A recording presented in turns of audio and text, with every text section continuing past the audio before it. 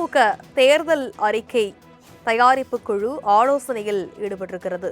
தனது ஆலோசனையை தொடங்கியிருக்கிறது திமுகவின் தேர்தல் அறிக்கை தயாரிப்பு குழு.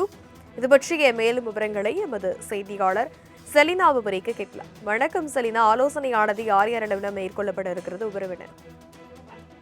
தமிழகத்தில் சட்டமன்ற தேர்தல் தொடங்க இருக்கக்கூடிய நிலையில் இன்னும் சற்று மாதங்களில் சட்டமன்ற தேர்தல் என்பது நடைபெற இருக்கிறது.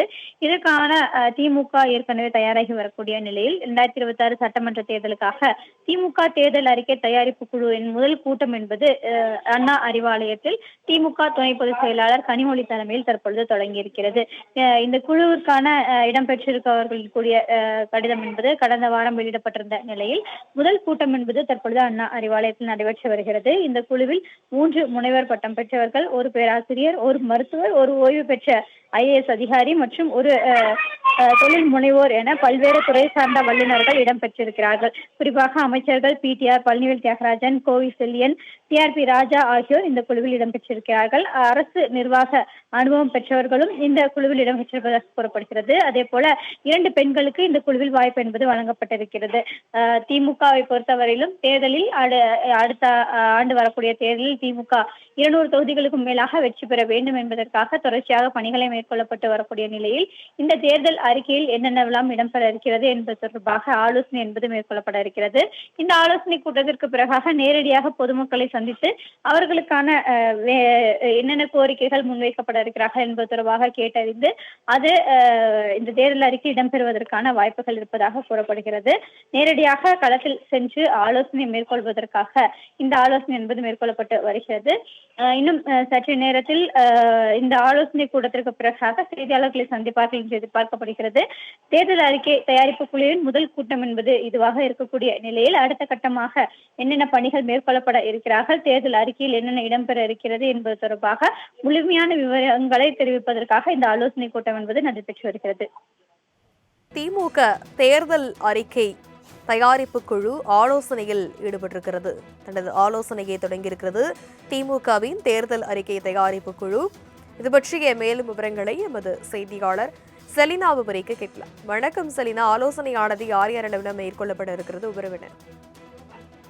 தமிழகத்தில் சட்டமன்ற தேர்தல் தொடங்க இருக்கக்கூடிய நிலையில் இன்னும் சற்று மாதங்களில் சட்டமன்ற தேர்தல் என்பது நடைபெற இருக்கிறது. இதற்கான திமுக ஏற்கனவே தயாராகி வரக்கூடிய நிலையில் 2026 சட்டமன்ற தேர்தலுக்காக திமுக தேர்தல் அறிக்கை தயாரிப்பு குழுவின் முதல் கூட்டம் என்பது அண்ணா அறிவாலயத்தில் திமுக துணை பொதுச் செயலாளர் கனிமொழி தலைமையில் தற்பொழுது தொடங்கியிருக்கிறது.